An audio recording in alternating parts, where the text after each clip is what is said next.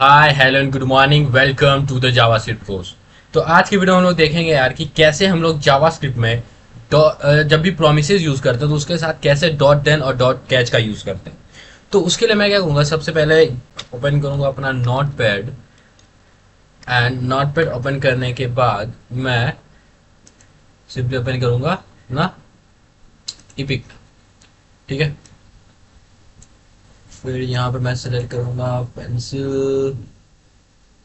ठीक है, and blue colour. तो मान लो यार कि मेरा एक प्रोमिस है, ठीक है, मेरा एक प्रोमिस है यहाँ पे P1। ठीक है, ये प्रोमिस क्या हो सकता है? ये प्रोमिस या तो रिजॉल्व हो सकता है या फिर रिजेक्ट हो सकता है। ठीक है, या तो रिजॉल्व हो सकता है या फिर रिजेक्ट हो सकता है। ठीक है, जैसा मैंने आपको पिछले वाले वीडियो में बताया था कि कोई भी प्रॉमिस जो होता है वो क्या करता है, या तो वो फुलफिल हो सकता है, या तो हो सकता है फुलफिल, या फिर उसमें कोई प्रॉब्लम आ जाने की वजह से वो फुलफिल नहीं हो जाएगा, वो क्या हो जाएगा, रिजेक्ट हो जाएगा। तो या तो वो क्या हो सकता है, या तो वो मुझे कोई रिस्पॉन्स दे सकता है या फिर रिजेक्ट हो जाएगा। ठीक है, जब वो यार मेरे को रिस्पॉन्स देगा, जब वो मतलब जो वो जो प्रोमिस है उसको फुलफिल कर देगा। ठीक है, तो वो कोई डेटा के साथ फुलफिल करेगा। वो क्या करेगा, कोई डेटा के साथ फुलफिल करेगा। ठीक है, अब वो जो डेटा है, अरे कोई प्रॉमिस, मान लो कोई प्रॉमिस हम लोग बना रहे हैं। क्यों हम लोग प्रॉमिस बना रहे हैं? क्योंकि उस प्रॉमिस से मुझे क्या बाद में कोई वैल्यू चाहिए। मतलब मान लो कि मैं गूगल से कोई कोई चीज फेच करा रहा हूँ, अपने इंस्टाग्राम से कोई चीज फेच करा रहा हूँ, या फिर कहीं से भी कोई भी चीज फेच करा रहा हूँ। तो वो जो फेच करा रहा हूँ किस लिए? क्योंकि मुझे वहां से कुछ डेटा चाहिए। तो जब कुछ डेटा चाहिए तो वो तो मुझे कोई रिस्पॉन्स देगा या फिर रिजेक्ट करेगा। ठीक है, या तो कोई रिस्पॉन्स देगा या फिर कोई रिजेक्ट करेगा। तो रिस्पॉन्स जब देगा तो रिस्पॉन्स क्या देगा, कोई डेटा देगा।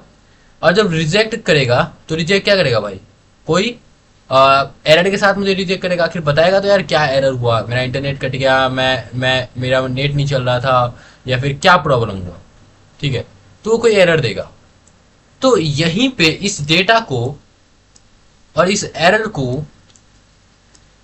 पता करने के लिए, या बोल सकते हो कि इस डेटा और एरर को गेट करने के लिए हम लोग यूज करते हैं किसका, हम लोग यूज करते हैं डेटा को गेट करने के लिए जो यूज करते हैं वो होता है डॉट देन का।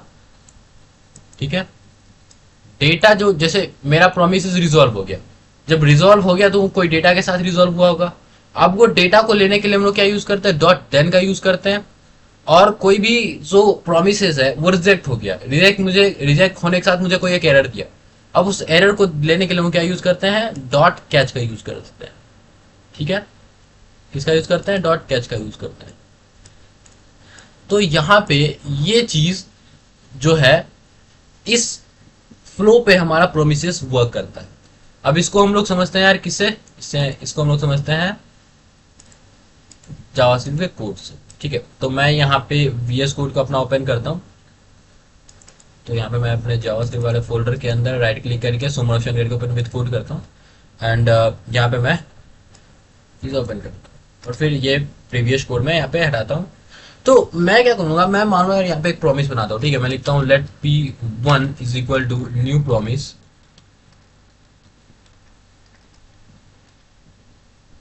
न्यू प्रॉमिस, और मैं यहाँ पे एक प्रॉमिस बना रहा हूँ, और वो प्रॉमिस क्या करेगा, या तो रिजॉल्व करेगा या तो रिजेक्ट करेगा। ठीक है,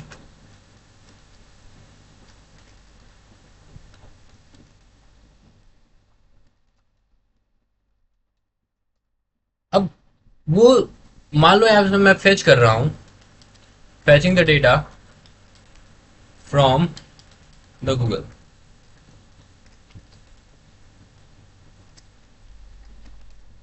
मैं डेटा को क्या कर रहा हूँ, कहाँ से, गूगल से फेच कर रहा हूँ। तो उस फेच करने में कुछ टाइम लगेगा। वो टाइम मान लो हम लोग सेट टाइम आउट से हम लोग यहाँ पे लेते हैं। और मैं पे लिख देता हूँ console log data is fetching. ठीक है, यहाँ पे डेटा फेच किया, एंड टाइम आउट मान लो इसको समय लग रहा है 3 सेकेंड। तो 3000 मिली सेकेंड यहाँ पे लिख देते हैं। और मैं यहाँ पे लिख देता हूँ कि जो हमारा डेटा है वो क्या हो रहा है, फेचिंग हो रहा है। तो data fetching data is pending.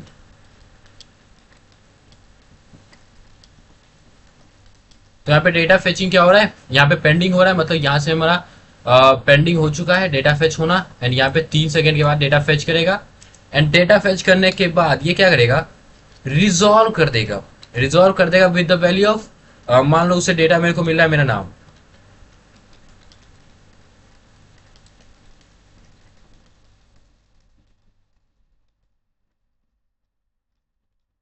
ठीक है, तो वो रिजॉल्व कर दे रहा है विथ माई नेम। अब ये चीज को यार पता करने के लिए मुझे क्या करना पड़ेगा, मैं यहाँ पे गोला पे करता हूँ। तो सिंपली इसको ओपन करता हूँ ब्राउजर पे एंड राइट क्लिक करके इंस्पेक्ट करके यहाँ पे मैं कंसोल खोलता हूँ। मान लो मैं रिलोड कर रहा हूँ। सबसे पहले तो यार मेरा डेटा फेचिंग डेटा स्पेंडिंग हो रहा है। एंड 3 सेकंड के बाद डेटा इज फेचिंग, मतलब डेटा क्या हो गया, फेच हो गया है। लेकिन आप बोलोगे कि यार जो डेटा फेच हुआ, जो त्रिभुवन शर्मा मैंने यहाँ पे फेच करा, जो मेरे को रिजल्ट रिस्पॉन्स मिला, वो मैं कैसे गेट करूंगा। ठीक है, वो मैं कैसे गेट करूंगा।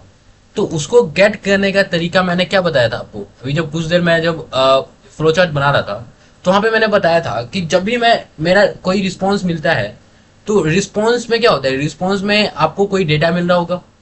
अब जब रिस्पॉन्स में कोई डेटा मिल रहा होगा तो आप लोग उसको गेट कर सकते हो कैसे, डॉट देन का यूज करके। तो मैं यहाँ पे लिखूंगा P1। मैं जैसे यहाँ पे लिखूंगा P1 dot then, P1 dot then. अब डॉट देन करने के बाद मुझे यहाँ पे क्या मिलेगा, एक वैल्यू मिलेगा। ठीक है, मतलब जो मेरे को डेटा मिल रहा है वहां पे क्या होगा, मेरे को कोई वैल्यू होगा, और कंसोलर मैं कर सकता हूँ किसको, वैल्यू को। ठीक है, तो इससे क्या होगा, मैं यहाँ पे आपको दिखाता हूँ। मैं यहाँ पे जाने के बाद जैसे ही रिलोड करूंगा, तो मेरा सबसे पहले डेटा क्या है, पेंडिंग है। एंड जैसे ही मेरा डेटा फेच हो गया, मतलब मेरे को रिस्पॉन्स मिल गया, तो ये क्या किया, ये त्रिभुवन शर्मा को प्रिंट कर दिया। या फिर मैं इसमें बोल सकता हूँ कि जैसे देखो यार, जैसे ही डेटा फेच हो जा रहा है, जैसे ही डेटा क्या हो रहा है, डेटा से मुझे कोई रिस्पॉन्स मिल जा रहा है, तो ये बेसिकली वैल्यू को फेच करो। एंड फेच करने के बाद क्या करो कि कंसोल लॉग करो। या फिर मैं ये लिख देता हूँ, द फेच वैल्यू इज,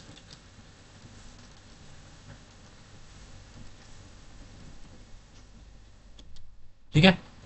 और ये करने के बाद मैं सिंपली यहाँ पे रिलोड करूँ।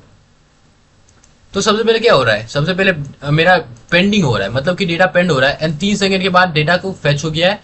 एंड मुझे फेच वैल्यू भी यहाँ पे देखने को मिल गया है। ठीक है, तो यहाँ पे आप लोगों ने ये चीज देख लिया। अब मान लो यार कि मैं जब इसको फेच कर रहा था, तब यूआरएल में कोई प्रॉब्लम आने की वजह से मुझे जो रिजॉल्व होना था वो मेरा प्रॉमिस क्या हो जाएगा, रिजेक्ट हो गया।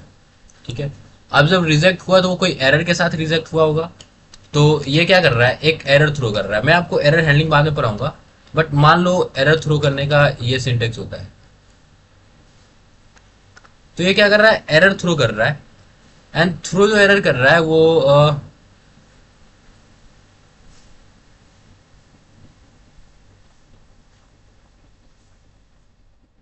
वो कुछ मान लो कर रहा है कि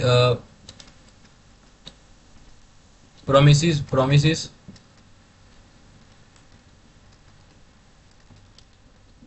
नॉट रिजॉल्व।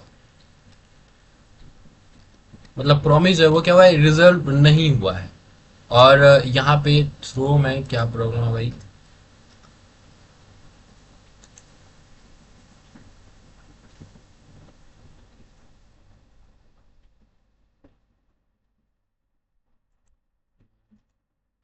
क्या प्रॉब्लम है।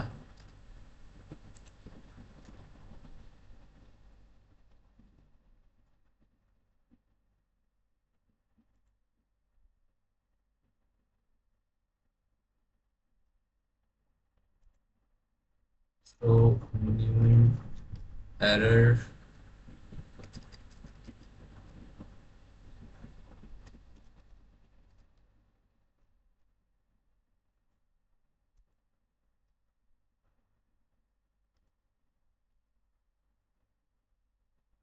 रिजेक्ट करा रहा हूँ विथ न्यू एरर।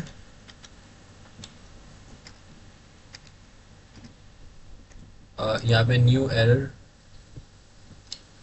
एंड मैं जब इसको गेट करूंगा, यहाँ पे मैं क्या कर रहा हूँ, रिलोड कर रहा हूँ, ठीक है। तो आप देख सकते हो data is fetching, but after 3 second data fetch तो हो गया, लेकिन वो मुझे क्या दिया, एक एरर दिया। एंड वो एरर क्या है, प्रॉमिस इज नॉट रिजॉल्व, ठीक है, प्रॉमिस इज नॉट रिजॉल्व। अगर मैं यहाँ पे न्यू की जगह थ्रो लिखूं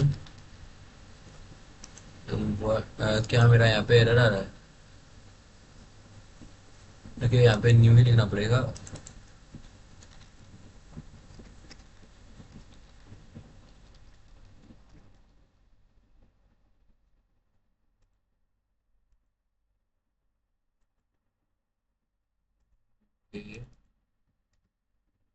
ठीक है, तो यहाँ पे देख सकते हो मैं रिजेक्ट कर रहा हूँ विथ एरर, रिजेक्ट कर रहा हूँ, क्या एरर, डेटा फेच हो रहा है। डेटा फेच होने के बाद डेटा फेच हो गया और फिर ये मेरे को एक एरर दिया। तो इस एरर को मैं कैसे गेट करूंगा, तो मैंने बताया था इस एरर को गेट करने का तरीका क्या होता है, डॉट कैच मेथड। तो मैं यहाँ पे लिखूंगा p1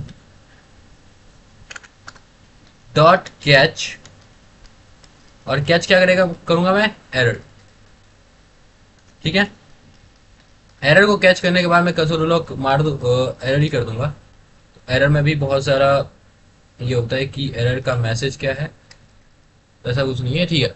तो मैं यहाँ पे क्या कर रहा हूँ, एरर को ही यहाँ पे प्रिंट कर रहा हूँ। डेटा फेच हो रहा है, एंड डेटा फेच होने के बाद यहाँ पे एरर जो है वो क्या हो गया है, प्रिंट हो गया है, ठीक है। एंड यहाँ पे मेरा क्या हो गया कि एरर जो है वो मैं प्रिंट कर रहा हूँ यहाँ से। तो यहाँ पे आप देख सकते हो कि जो मेरा प्रोमिसेस है उसको मैं रिजॉल्व भी कर पा रहा हूँ, रिजेक्ट भी कर पा रहा हूँ। एंड मान लो रिजेक्ट मैं कोई एरर के साथ नहीं, कोई वैल्यू के साथ करता हूँ, मतलब रिजेक्ट कर रहा हूँ, बट रिजेक्ट में मैं दे रहा हूँ कि the data is not found, मेरा एरर ही यही है, ठीक है। तो यहाँ पे जाके मैं जैसे ही रिलोड करूंगा तो यहाँ पे fetching data is pending, and then यहाँ पे मेरा क्या हो गया, एक एरर आ गया है and data is not found. ये मेरे को कहाँ से मिला, ये मेरे को मिला डॉट कैच वाले मेथड से। अच्छा, यहाँ पे मैं जैसे ही रिलोड करता हूँ और यहाँ पे मैं लिख दूँ p1 और मैं सिंपली इंटर कर दूँ, तो अभी प्रॉमिस क्या है, अभी प्रॉमिस का स्टेट क्या है, प्रॉमिस है जो कि रिजेक्टेड है, एंड रिजल्ट क्या मिला है, the data is not found, ठीक है। बट जब मैं उस वक्त किया था, मैं देखो फिर से रिलोड करता हूँ एंड मैं फिर से ये वाला रन करता हूँ यहाँ पे रिलोड, एंड तो पे देखो प्रॉमिस क्या है, पेंडिंग है, प्रॉमिस पेंडिंग है। मैं काम करता हूँ इसका टाइम जो है थोड़ा सा बढ़ा देता हूँ, 3 सेकेंड को 6 सेकेंड कर देता हूँ, ठीक है। इस बार रिलोड करता हूँ, इस बार मैं यहाँ पे p1 लिखूंगा एंड जैसे मैं ये करूंगा तो देखो प्रॉमिस का टाइप क्या है, प्रॉमिस स्टेट क्या है, पेंडिंग बट रिजल्ट अनडिफाइंड, क्योंकि मेरे को अभी तक रिजल्ट नहीं मिला था। लेकिन अब जब मैं p1 करूंगा तो मेरे को क्या मिलेगा, मेरे को प्रॉमिस मिलेगा रिजेक्टेड। देखो पहले वाला और अभी वाला में बहुत अंतर है। जब मैं प्रॉमिस का रिजेक्ट करने के बाद जब मैं प्रिंट कर रहा था तो प्रॉमिस का स्टेट पहले पेंडिंग आ रहा था, बट अभी क्या आ रहा है, रिजेक्टेड आ रहा है। प्रॉमिस का रिजल्ट पहले अनडिफाइंड था क्योंकि उस वक्त तो मेरे को कोई रिजल्ट मिला ही नहीं था, बट अभी मेरे को क्या मिला, एक रिजल्ट रिजेक्टेड रिजल्ट मिला है, the data is not found, ठीक है। तो यहाँ पे देख सकते हो यार, इस तरीके से मैं क्या कर पा रहा हूँ, मैं कर पा रहा हूँ अपने प्रोग्राम को ये। तो मैं जब इसको ये कर रहा था तो अभी प्रॉमिस का टाइप प्रॉमिस है, पेंडिंग है एंड अनडिफाइंड है। बट जब डेटा को रन करने के बाद मैं p1 को प्रिंट करूंगा तो यहाँ पे देख सकते हो प्रॉमिस रिजेक्टेड है, एंड इस तरीके से हम लोग यहाँ पे प्रॉमिस का यूज करते हैं, प्रॉमिस के अंदर dot then and dot catch का यूज करते हैं, ठीक है। तो आज की वीडियो में इतना ही यार, मिलते हैं आपसे नेक्स्ट वीडियो में, तब तक के लिए thank you and goodbye. जो जावास्क्रिप्ट का कोर्स है इसको आप लोग फॉलो कर लेना और स्टार्टिंग से देखना ताकि आपको एक चीज समझ आए। मिलते हैं आपसे नेक्स्ट वीडियो में।